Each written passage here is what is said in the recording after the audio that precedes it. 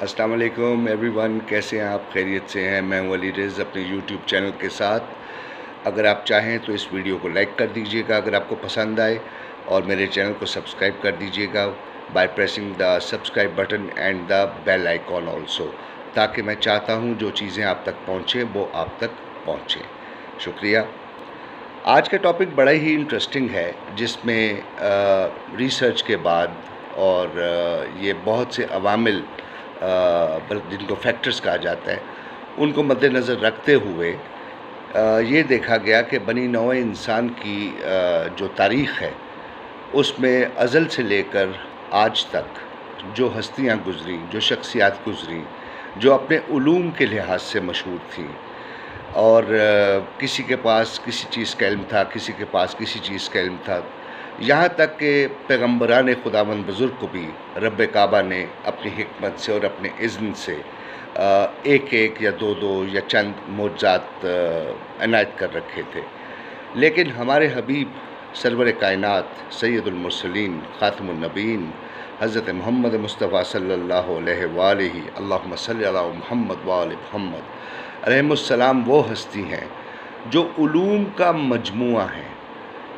جس قسم کے علوم اور جس قسم کے معجزات رب کعبہ خداوند بزرگ وحدہ لا شریک نے انہیں عنایت کیے، انہیں عطا کیے، نہ ان سے پہلے کسی کو دیے اور نہ ان کے بعد کسی کو دیے، اس پر کوئی دو رائے نہیں ہے۔ اور یہ نہ صرف مسلمانوں کے ہاں بلکہ غیر مسلموں نے بھی جو تحقیق کی، اس میں بھی وہ اس امر پر بالکل یکسوئی کے ساتھ آمادگی کا اظہار کیا کہ حضور اکرم علیہ السلام کی ذات جو ہے وہ علوم کے لحاظ سے، شخصیت کے لحاظ سے، کردار کے لحاظ سے، وقار کے لحاظ سے ہر ایک سے بالا تر ہے اور ہمیشہ رہے گی۔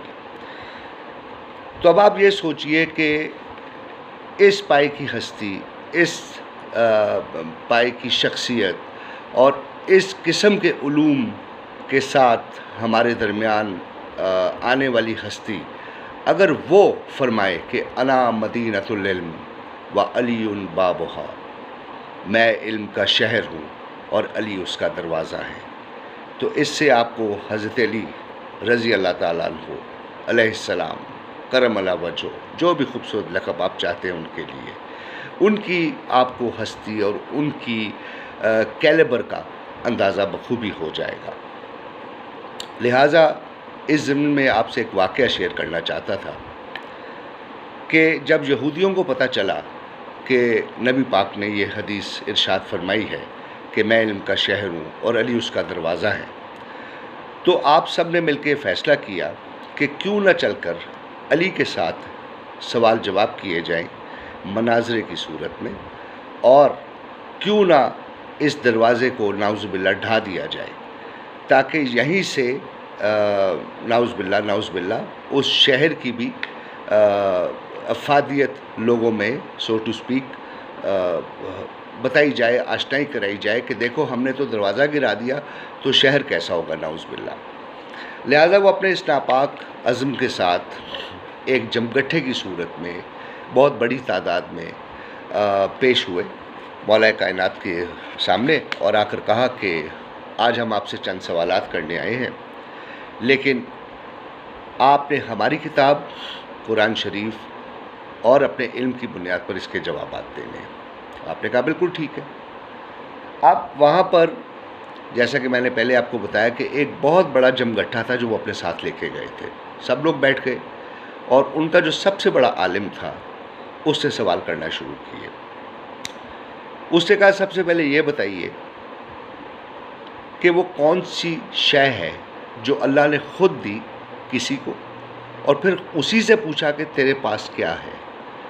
آپ نے فرمایا وہ عصا ہے جو اللہ نے موسیٰ کو عطا کیا، اور پھر موسیٰ سے کہا کہ بتا تیرے ہاتھ میں کیا ہے، یہ تمہاری کتاب میں لکھا ہوا ہے۔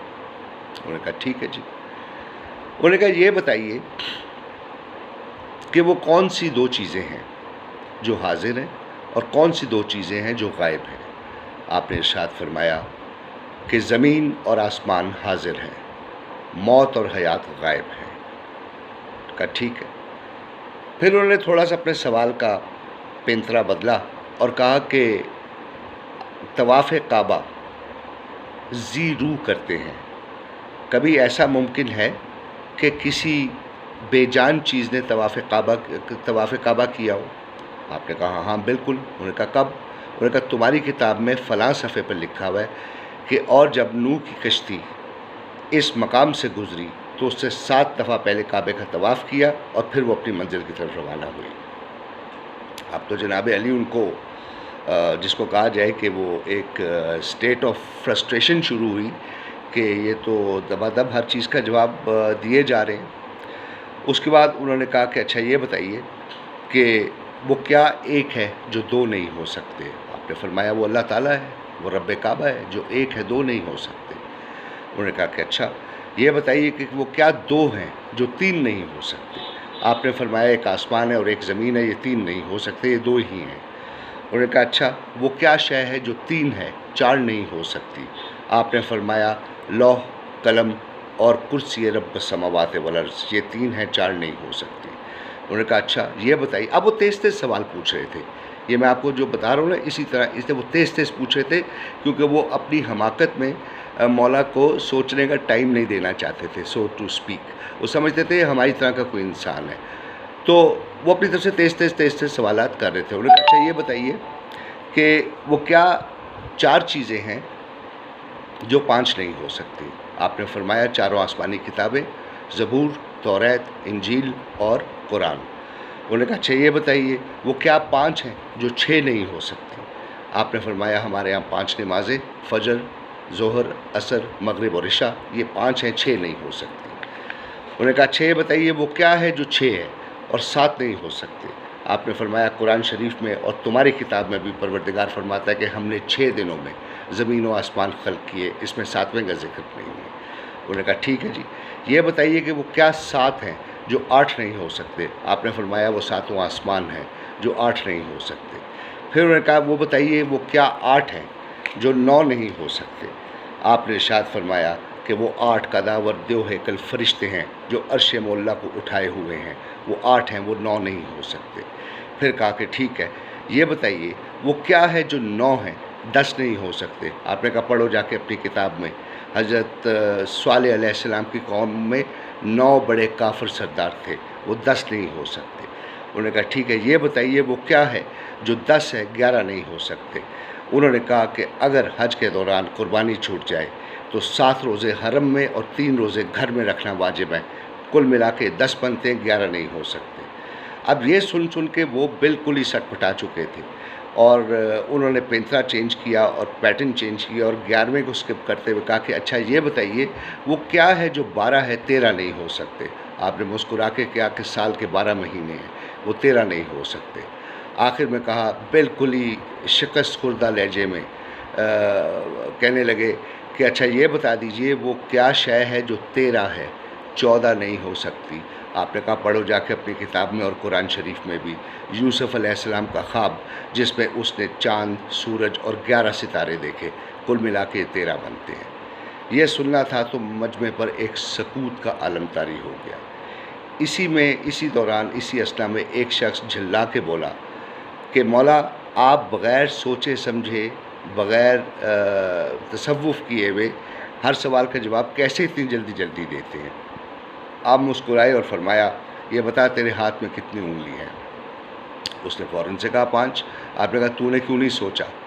उसने कहा कि ये सोचने वाली बात ही नहीं है, ये तो मेरी समझ में गूंदा जा चुका है कि हाथ में 5 ही उंगलियाँ। उसने कहा बस इसी तरह मेरे हबीब सैयदुल मुरसलीन ख़ातमुन नबीन हज़रत मोहम्मद मुस्तफ़ा सल्लल्लाहु अलैहि वसल्लम ने मेरी तबीयत में ये तमाम उलूम गूंद दिए हैं, लिहाजा मुझे इन पे सोचने की या विचार करने की ज़रूरत नहीं है।